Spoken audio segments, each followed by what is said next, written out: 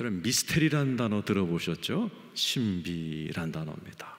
가끔 방송 매체를 통해서 야, 정말 참 신비하다, 미스테리다, 이런 그 방송을 본 적이 많으실 겁니다. 근데 대부분이 다 남 얘기죠. 근데 오늘은 여러분 얘기입니다. 여러분이 관련된 미스테리, 아주 중요한 겁니다. 여러분이 잘 들으셔서 내가 참 괜히 사는 인생이 아니구나, 내가 참 미스테리의 주인공이구나, 이런 깨달음이 있으면 참 좋겠습니다. 자, 오늘 본문 첫째 말씀 있죠. 25절입니다. 시작. 형제들아, 너희가 스스로 지었다면서 이 신비를 너희가 모르기를 내가 원치 않다. 그죠? 내가 신비를 말할 텐데 이 신비가 미스테리예요. 원래 원문 헬라어도 미스테리온, 미스테리입니다. 내가 신비를 말할 텐데 너네를 모르면 안 되는 신비야, 이렇게 바울 선생이 우리한테 얘기하는 겁니다. 잘 들으세요. 자, 이 신비는 지금도 들어가죠. 이방인의 충만한 수가 들어오기까지 이스라엘의 더러는 우둔하게 된 것이라. 자, 무슨 말인가 하니, 자, 하나님이 인류 역사를 어떻게 이끌어 가셨죠? 하나님이 아담과 하와를 만드시고 하나님께서 이스라엘이란 나라를 들어서 하나님을 계시하셨어요. 그 당시 이집트도 있고 아수르, 바벨론 여러 나라 있었지만 하나님은 이스라엘이란 나라를 모델로 하나님의 위력과 지혜를 보여주면서 이끌어왔어요. 아브라함 다 아시죠? 이삭, 야곱, 다윗, 솔로몬, 하나님의 홍해를 가르시고 이스라엘을 누가 건들면 하나님께서 천사를 보내서 하루아침에 적들을 섬멸하시는 참 기가 막힌 특별한 사랑을 받은 그 이스라엘을 통해서 하나님의 위대하심이 이스라엘 통해서 전 세계로 뻗어나가기를 원하셨습니다. 그래서 구약은 다 하나님의 놀라운 이야기로 꽉 차 있습니다. 예수님이 오실 때까지 그랬어요. 근데 예수님이 오셨는데 이스라엘이 예수님을 거절했어요. 안 믿어요. 나는 예수를 안 믿겠습니다. 거절했습니다. 그때부터 이스라엘 사람들은 우둔하게 돼요. 오늘 여기 보면 우둔하게 됐다 그랬죠. 예수님이 오고 나서 이스라엘은 1900년 동안 나라가 없었어요.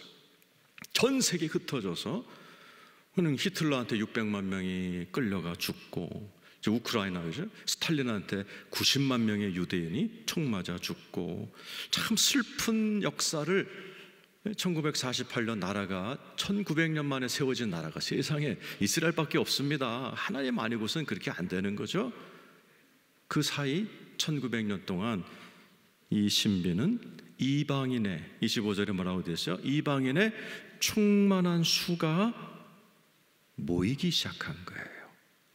그래서 지금은 이방인은 왜? 우리 같은 한국 사람, 미국 사람, 아프리카 사람, 중국 사람, 심지어 북한에 있는 10만 명의 지하교인들까지 충만한 숫자가, 예수를 믿는 숫자가 점점 충만해지는 숫자까지 차가고 있습니다. 그러고 나면 유대인들이 돌아오기 시작한다는 거예요.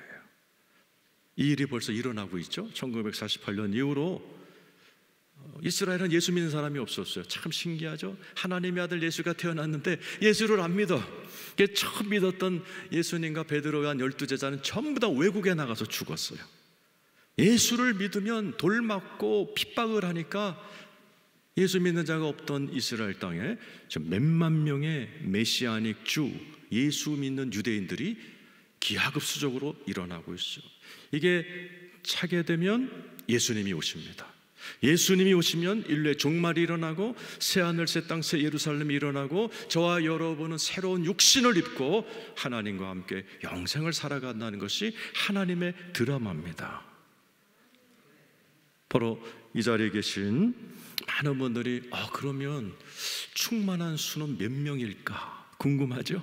많은 이단들이 몇 명이다 이렇게 얘기했지만 성경에서는 그 그림자를 얘기할 뿐입니다. 계시록 7장 3절과 4절이죠. 시작.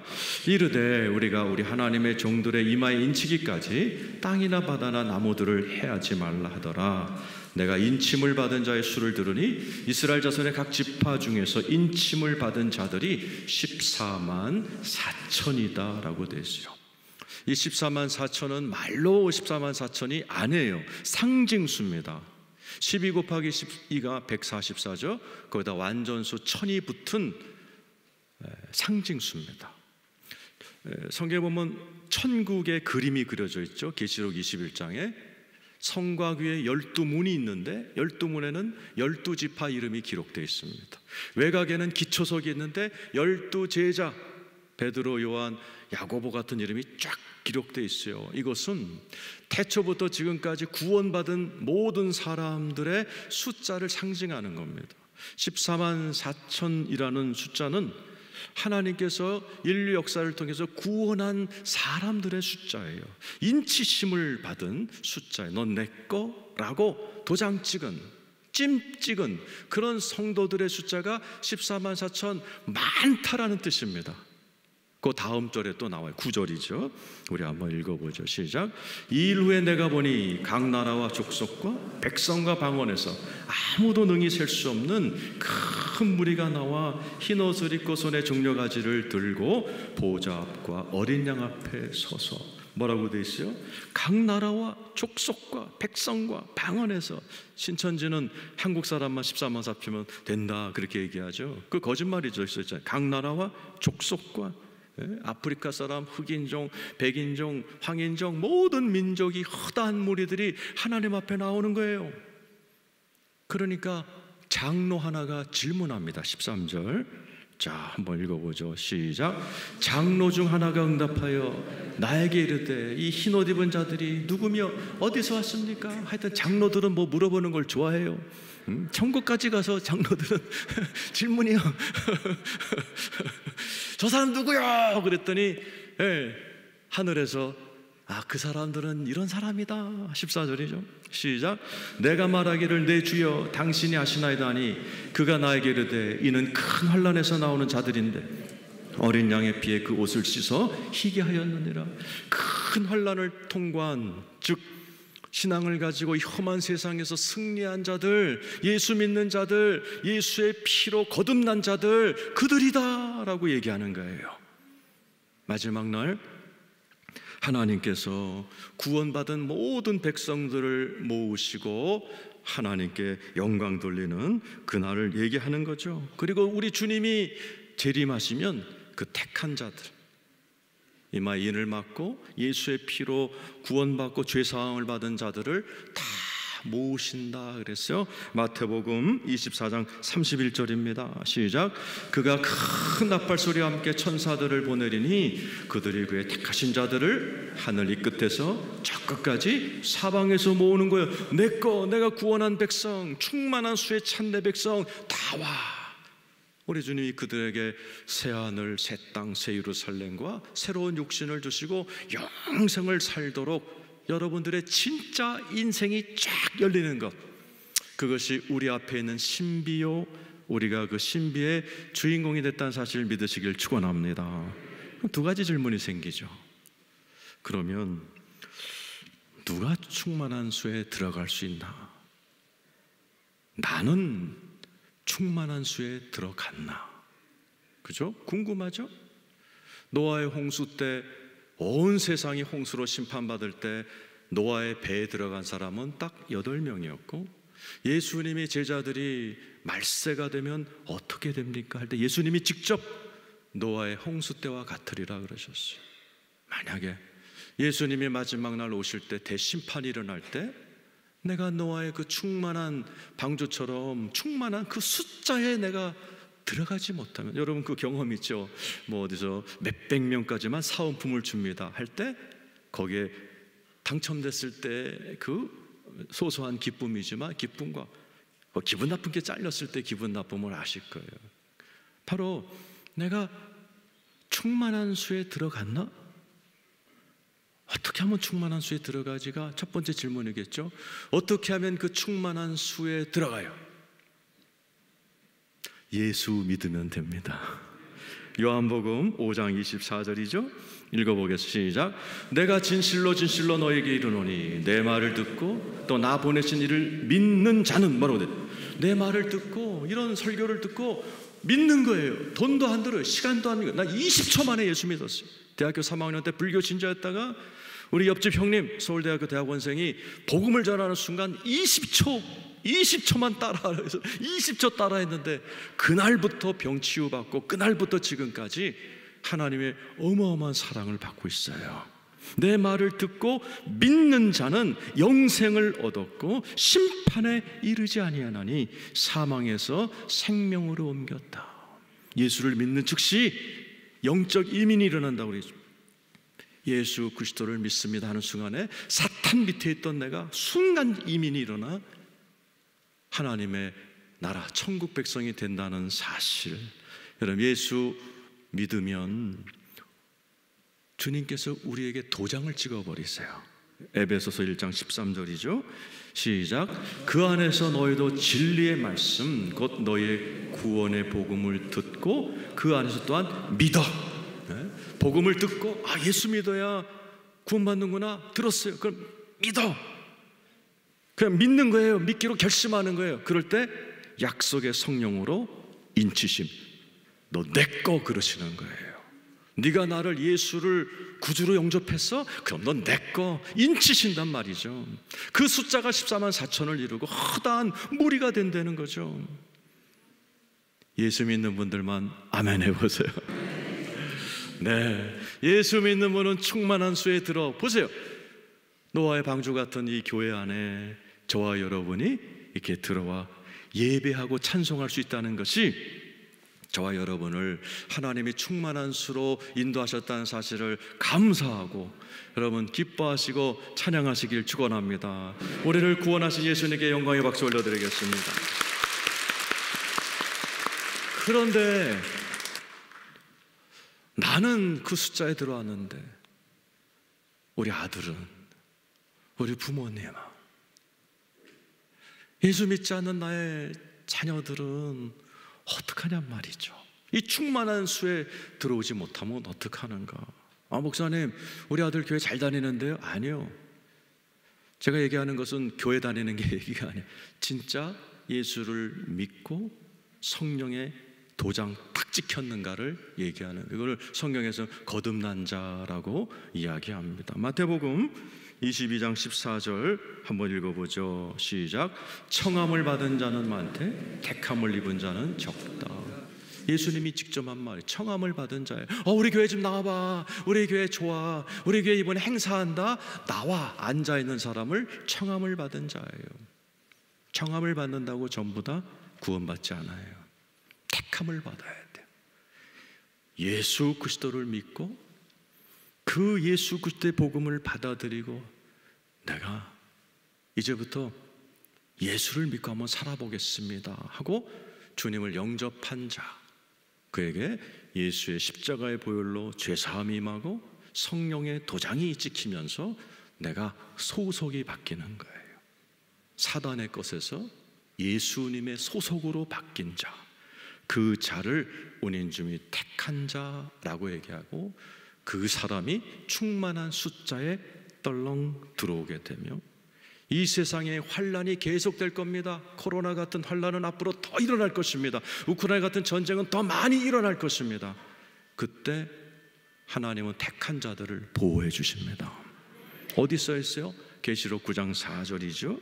읽어보죠. 시작. 그들에게 이르시되 땅의 풀이나 푸른 것이나 각종 수목은 해하지 말고 오직 이마에 하나님의 인침을 받지 않은 사람들만 해하라. 점점 환란이 세질 겁니다. 이 자리에 환란 안 당한 분이 어디 있어요? 그러나 코로나로 우리는 전 세계가 한번 지금 2년 2개월 동안 혼쭐 났어요. 모든 학자들이 얘기하죠. 더 큰 것이 반복적으로 올 것이다.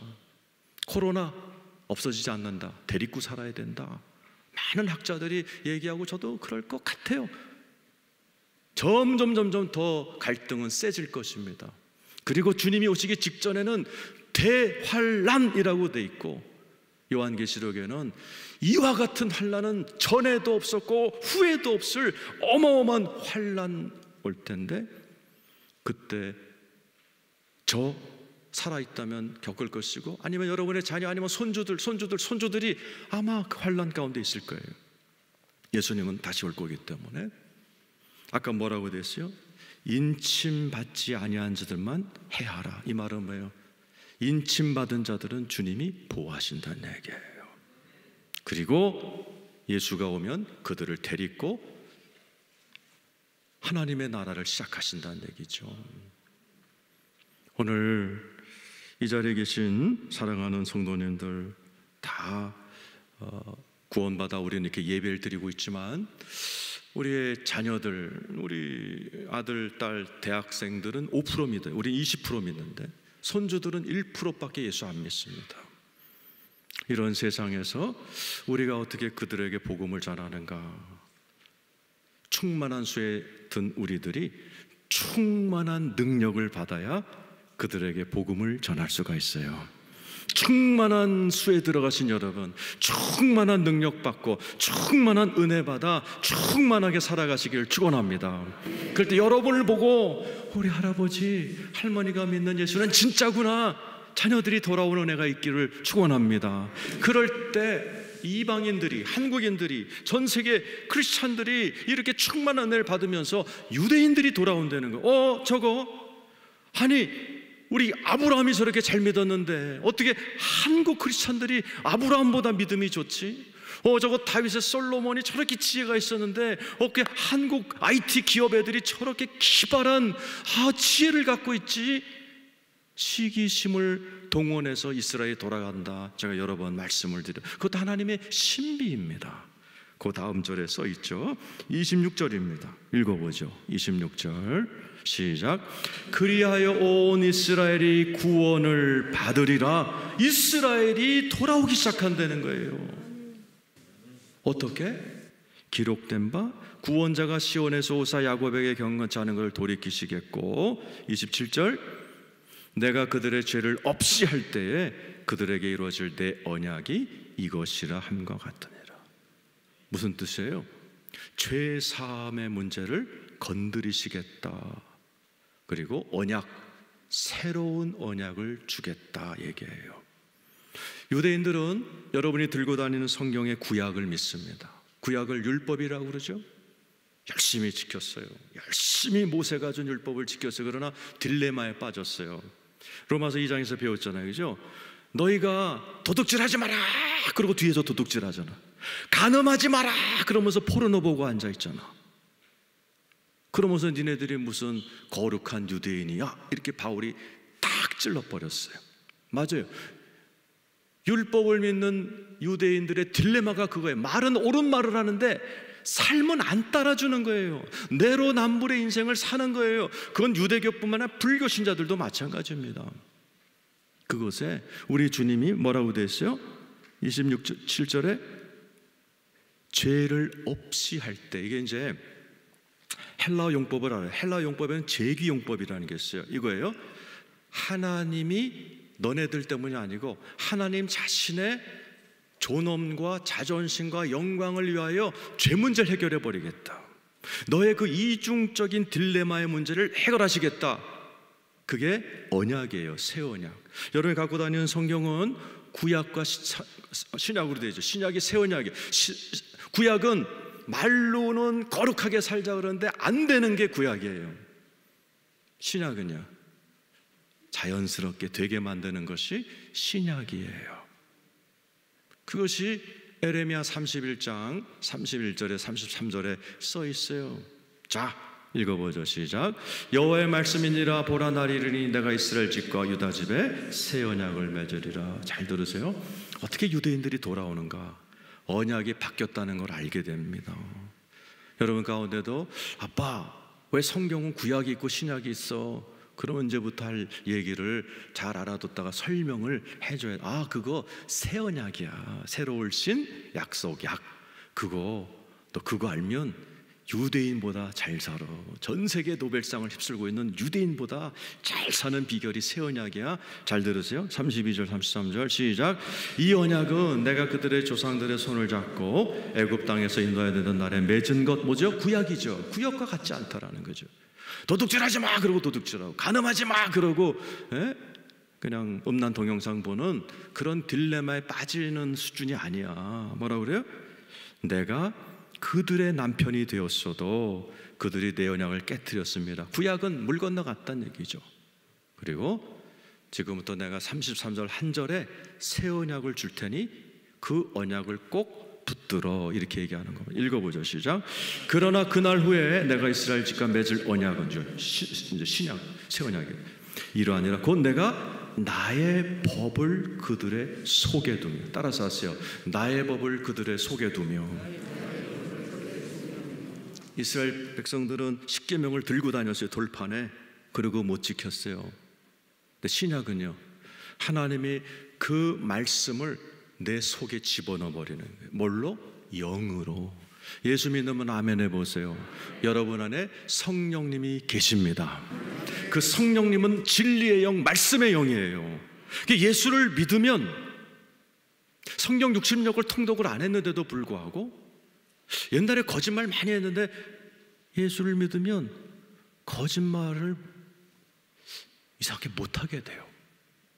제가 예수 믿고 나서 이런 일이 있었어요. 제가 다니던 신학교에 신문을 팔았어요. 500원짜리 이렇게 넣고 이렇게 양심껏 사가는 거예요. 근데 내가 주머니 주니까 400원밖에 없어. 그걸 갖다가 400원 넣고 한 장 갖고 왔어요. 뭐 여러분은 안 한 것처럼 그렇게 다 해봤잖아요. 그럼 뭐 나도 뭐 그런 거 늘 했으니까 집에 와서 이렇게 하는데 잠이 안 오는 거예요. 누워있는데 자꾸 500원, 500원. 잠을 한숨도 못 잤어요. 그러고 나서 다음날 가서 500원을 딱 넣으니까 아우, 속이 시원한 거예요. 그날 이후로 그렇게 돼버렸어요. 누가 한 거예요? 내 안에 있는 새 언약의 영, 성령님이 우리 안에 계셔서. 옛날에 믿지 않았을 때는 마음껏 죄짓고 들키지만 말자 이러고 살았는데, 내 안에 계신 성령님이 이렇게 거짓말하거나 죄짓 이런 게 있으면 못 견디게 만들므로 인해서 지난 31년 동안 내 안에 계신 성령님으로 말미암아 제가 굉장히 훌륭해졌어요. 나만 아니죠? 여러분도 동감하시면 아멘 해보세요. 그게 새 언약이에요. 지금도 이걸 못 믿는, 구약만 믿는 유대인들은 이중생활해요. 근데 예수 그리스도를 제대로 믿고 새 언약을 받으신 모든 분들은 날이 갈수록 거룩해지십니다. 바로 이게 새 언약이고, 이스라엘 백성들이 새 언약을 접할 날이 온다, 그러면 돌아오기 시작한다라고 이야기하시는 거예요. 그게 일어나고 있죠. 지금 수만 명의 메시아닉 주들이 돌아오고 있어요. 예수께로 돌아오고 있어요. 32절이죠. 읽어보세요. 자, 28절부터 있죠. 28절, 로마서 11절 시작. 복음으로 하면 그들이 너희로 말미암아 원수된 자요, 택하심으로 하면 조상들로 말미암아 사랑을. 유대인들은 복음으로는 왼수짓을 해서 예수를 거부했지만, 조상으로 말미암아 아브라함, 다윗, 솔로몬, 저들의 조상 내가 사랑했어. 그러므로 나는 얘네들을 여전히 사랑하고 돌아오게 할 거야. 언제? 이방인이 먼저 충만한 수를 채우고 이방인이 충만한 축복을 받아 시기심이 돌게 할 때 그들이 돌아온다라는 거죠. 지금 얼마나 이방인들이 잘 살아요. 그랬더니 유대인들이 돌아오고 있어요. 오늘 이 자리에 계신 여러분, 여러분들이 더 충만한 은혜와 축복받기를 축원합니다. 그때 유대인들이 돌아오고, 그러고 나면 예수가 돌아옵니다. 그러면 저와 여러분의 인생에 새로운 시대가, 새하늘, 새 땅, 새 예루살렘, 새로운 육체를 입고 영원한 진짜 인생이 여러분 앞에 열리게 될 줄로 믿습니다. 어느 정도 나이가 되면 이 세상이 별로 이렇게 심심해져요. 딱히 뭐 먹고 싶은 것도 없고, 딱히 가보고 싶은 것도 없고. 이 증상은 무슨 증상이에요? 우리는 여기에 속한 자가 아니라 다음 세대에 속한 자들이에요. 진짜가 있다라는 것을 아는 그러한 사람들만 느끼는 그러한 믿음이에요. 이것을 깨달은 사도 바울은 일어나서 막 찬양하기 시작. 33절이죠. 읽어보겠습니다. 시작. 깊도다 하나님의 지혜와 지식에 풍성합니다. 그의 판단은 헤아리지 못할 것이며 그의 길은 찾지 못할 것이다. 내가 그저 엄마 아빠가 신혼여행 갔다가 낳은 그냥 태어났다가 죽는 인생인 줄 알았더니 이런 미스테리가 있었구나. 내가 지금 예수 믿어 이 자리에 앉아 있다는 것은 미스테리구나. 내가 지금 충만한 수의 하나로 내가 당첨되어서 앉아 있구나. 이 수가 차면 이방인 유대인들이 돌아올 거, 그러면 예수가 오시고 내 진짜 인생이 시작이 되는구나. 아니, 왜 이렇게 감동들이 없어요?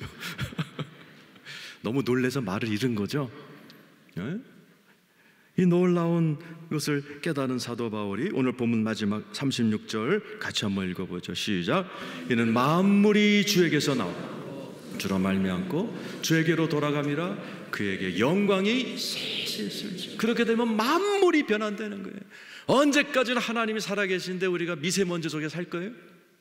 코로나 가운데 덤벼두겠어요? 아니라는 거죠. 새 하늘, 지금 하늘 잘 받으세요.